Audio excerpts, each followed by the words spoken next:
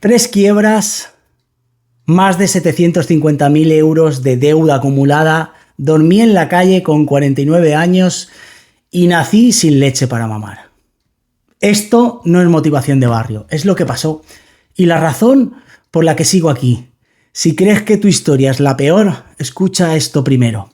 Y luego hablamos. Mi madre no pudo darme de leche. Recién parida, su cuerpo no producía lo que debía producir para su primer bebé. ¿Te puedes imaginar cómo se debía sentir esa madre, mi madre, emocionalmente, después de un parto con cesárea, con forceps, que tengo un bollo aquí en la cabeza?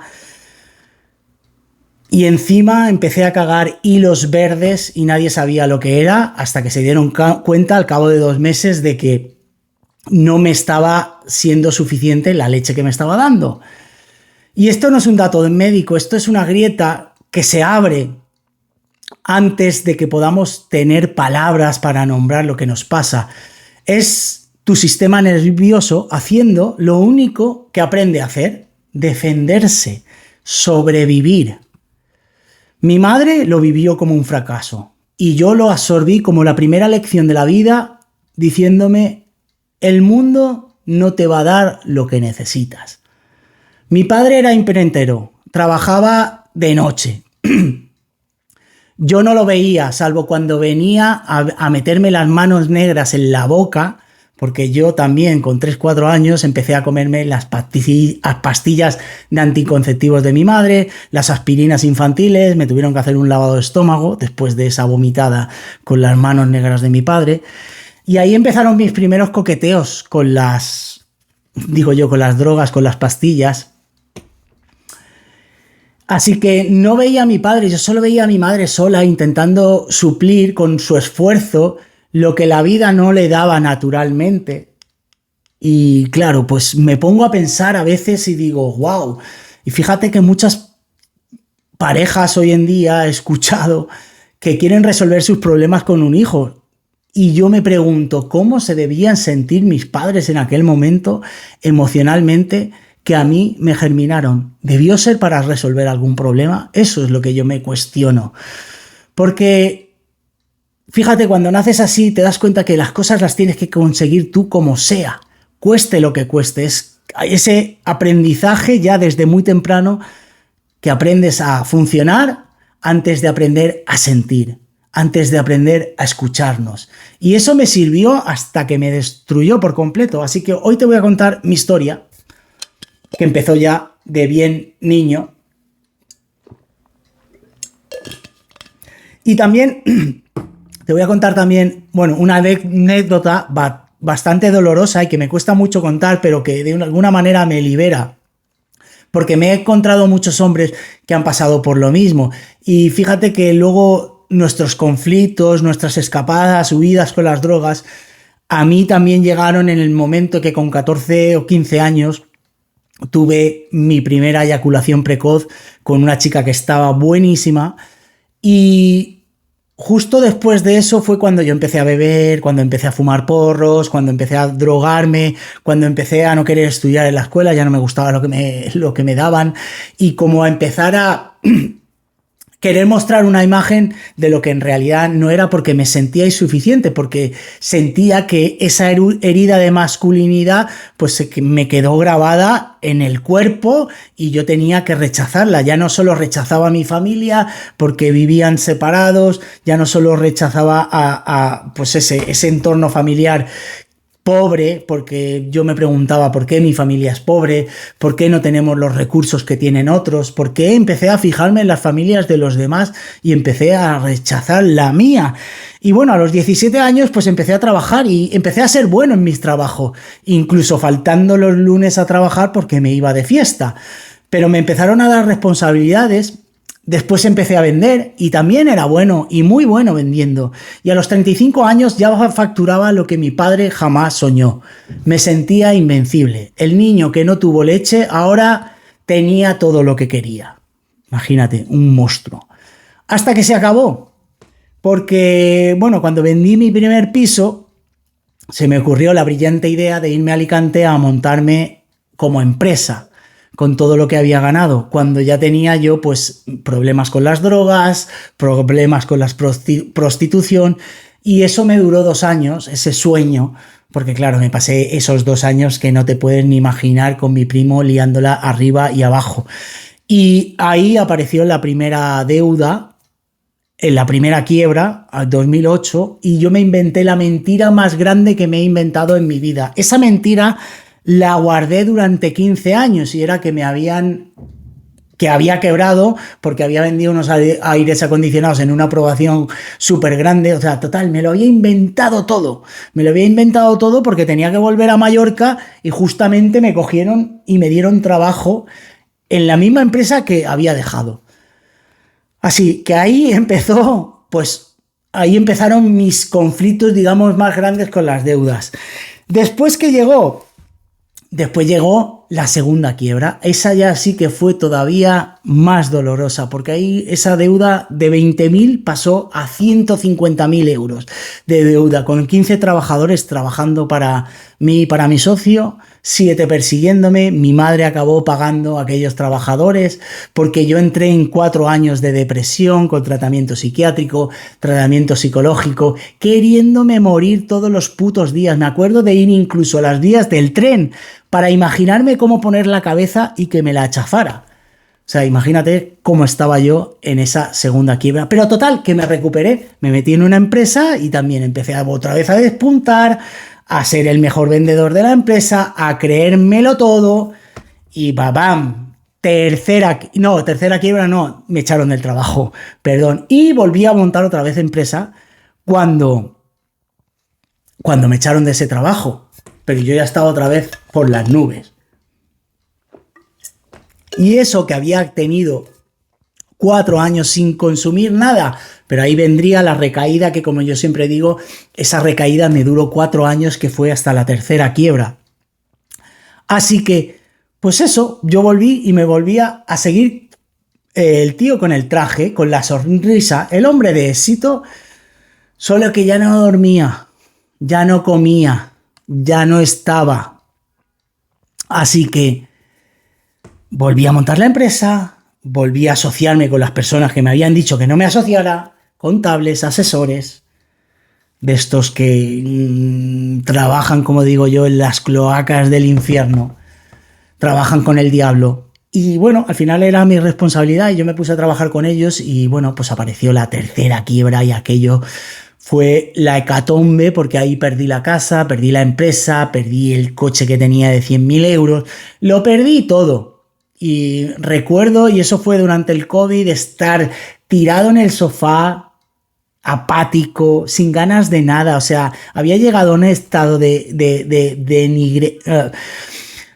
falta de respeto a mí mismo, de falta de dignidad acerca de mi vida, acerca de lo que me estaba pasando, no queriendo hacerme responsable de lo que pasaba. Y me acuerdo que estaba deprimido otra vez en el sofá, viendo una casa que iba a perder, que ya me había llamado el abogado, que iba a perder la casa.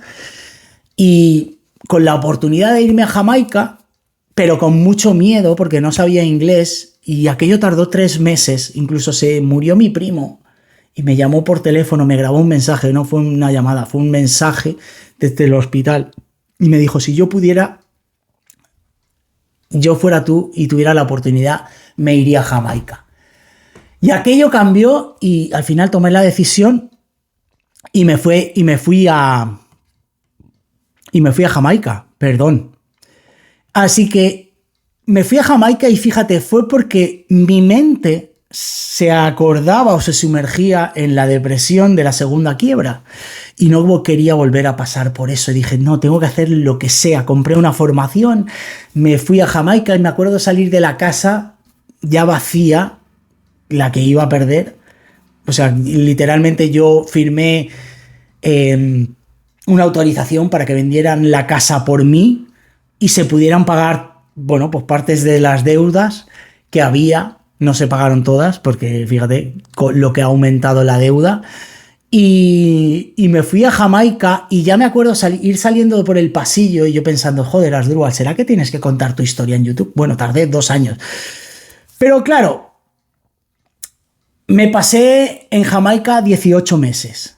En 18 meses le tripliqué las ventas. De 30.000 euros al mes que facturaba que el tío se las pasé a 120.000. Empecé a ganar 4.000 dólares al mes, pero me di cuenta, con el mar de fondo, lo tenía todo lo que se supone que quiere tener un hombre. Tenía la playa abajo de mi casa, tenía una empresa, nadie me pedía explicaciones, ganaba bien, le había triplicado las ventas, pero bueno, yo le pedí más porque sabía que me merecía más. Y total, que no voy a entrar en detalles, pero me lo quitaron todo. Yo tenía maquinaria en España, me la quitó. Tenía maquinaria que mandé a Jamaica, me la quitó. ¿Por qué? Porque el hombre que había construido eso, pues ya no era necesario para ese jefe que tenía allí en Jamaica. Y total, acabé en Uruguay. Me fui a Uruguay con mi padre y lo primero que me puse a hacer, reparaciones en bicicleta, con las herramientas colgadas de alforja. Me acuerdo que el primer dinero lo poco que me sobró de Jamaica, me lo gasté en Uruguay en herramientas. Bueno, no os podéis ni imaginar lo que valen las herramientas en Uruguay. 3 veces más que en España. Herramientas para hacer reparaciones. Y nada, empecé a pedalear para ir a un trabajo que no me importaba, pero que me daba de comer. De hecho, empecé a ganar más dinero que mi padre y que mi madrastra, que a los 71 días, me invitó a irme de casa. O sea, de 4.000 dólares al mes en Jamaica a pedalear con herramientas en las alforjas y una mochila en la espalda, arrastrando además una maleta de viaje. Una imagen de te veo, te lo digo en serio. Y no es una metáfora, es mi vida. Así que en ese proceso, estando en Uruguay, cuando ya mi madrastra me invitó a irme, me tuve que ir a una residencia de estudiantes con 250 estudiantes que fumaban porros. Yo con la maleta de herramientas, cada día saliéndome a hacer 400 kilómetros en autobús, porque ahí ya no tenía la bicicleta de mi padre, eso era en Montevideo. Y hubo un día que ya dije, mira, tío, esto lo mando a la mierda ya, porque yo ya no gasto más energía en algo que me estaba dando para vivir, para sobrevivir, para ganarme la vida de mala manera, pero que al final estaba sufriendo y me estaba desgastando la energía, y yo lo que quería hacer era desarrollarme más, seguir invirtiendo en mi formación, en mi comunicación, en las ventas, en los negocios digitales. Eso era lo que realmente me interesaba. Y surgió una oportunidad con mi primer mentor, que al final fue el que pagó mi billete a España en octubre de 2023. Y al llegar a España, nada más llegar a España y aterrizar en el aeropuerto de Barajas, ¡pum!, me para la policía y me meten en el calabozo. Resulta que estaba en busca y captura. Claro, llevaba 3 años desde el COVID que me había ido. Había dejado aquello todo manga por hombro. Y nada, bueno, pues ahí empecé a hacerme cargo de todo, de todas las movidas que he ido acumulando durante años. Pero nada, volví a llegar a Mallorca, y ahí en Mallorca no es que conociera a Alberto ya lo conocía, era un cliente mío, pero ahora mismo es pues como parte de mi familia, alguien que la verdad que me ayudó cuando, después de dormir esa noche en la calle en Madrid, que me dio su casa, me puso hasta incluso un sueldo, me levantó del suelo. Y cuando digo del suelo es metafóricamente, no es metafóricamente, es literalmente, porque yo estaba que no hubiera encontrado ningún sitio donde me quisieran, la verdad. Y fíjate que a Alberto yo le había robado o había manipulado las cuentas de su empresa con la ayuda de un contable y de un asesor, pues corruptos. Pero bueno, al final yo también era corrupto como ellos y era responsable de aquellos. Y claro, cuando me vi ahí en casa de Alberto, al cabo de 6 meses, diciendo, joder, tío, este hombre está dando lo que no están dándome las personas que se suponen que eran mis amigos, que ni siquiera me dejaban 250 euros para pagarme el billete y venirme de Uruguay. Alberto, me acuerdo que un día me hizo, después de 2 llamadas, sin pedirle dinero, sino que yo que le quería mostrar algo, que era un negocio network marketing que yo tenía, y el tío me ingresó 2.500 euros en la cuenta, así, pam, pam, pam, al instante. Así que, después de meterme en su casa, y tenerme ahí un año. Al cabo de 6 meses yo ya no podía más y me acuerdo que un día pues le pedí perdón, rompí a llorar, no era una disculpa genérica. Le conté exactamente lo que había hecho, lo que le había gastado, lo que le había mentido, cada cosa exactamente, no desde esta nueva época, sino de la anterior. Y él me miró y en vez de darme la espalda, me dijo: tío, apuesto por ti. Me estuvo pagando un sueldo.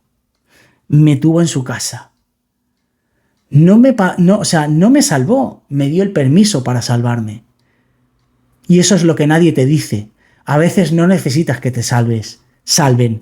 Necesitas a alguien que te diga que todavía eres digno de intentarlo. Y Alberto fue esa persona que me dio la oportunidad de sentirme digno de intentarlo de nuevo. Y ahora, el 15 de junio de este año, hará 5 años que ya no vivo una doble vida.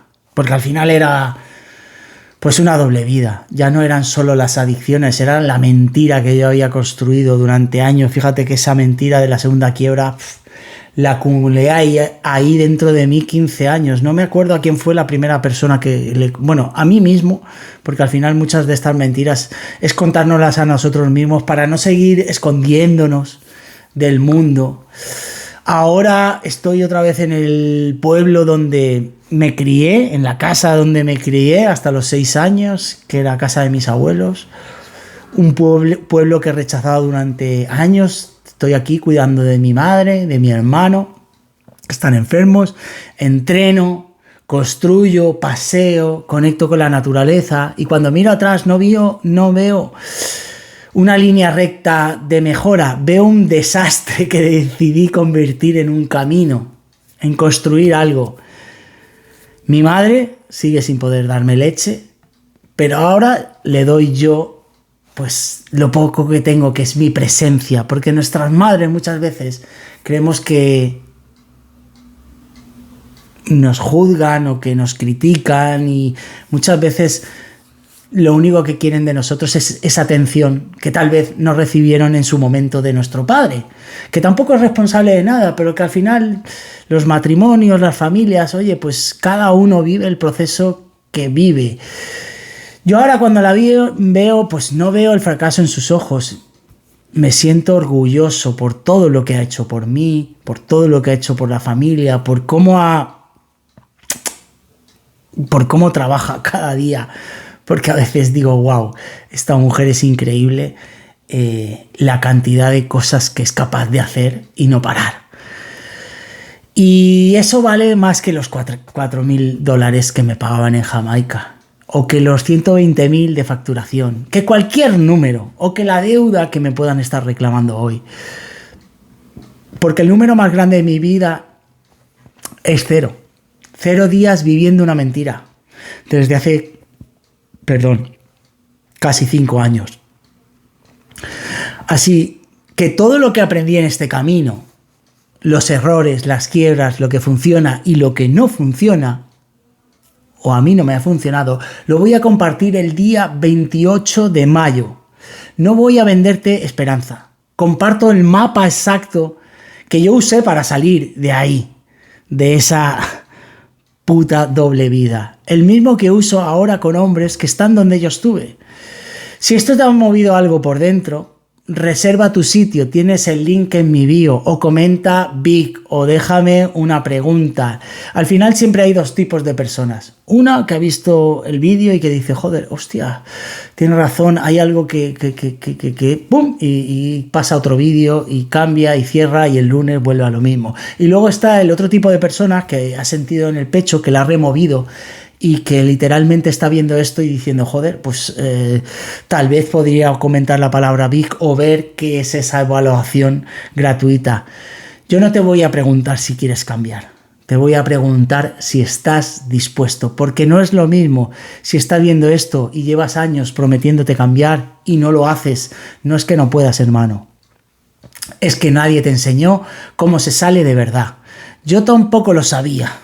Y ahora lo sé, porque es algo que se aprende. Así que, ya sabes, tienes el link para acceder a la masterclass del 28. Escríbeme Vic en los comentarios, también lo aceptaré y yo te escribiré.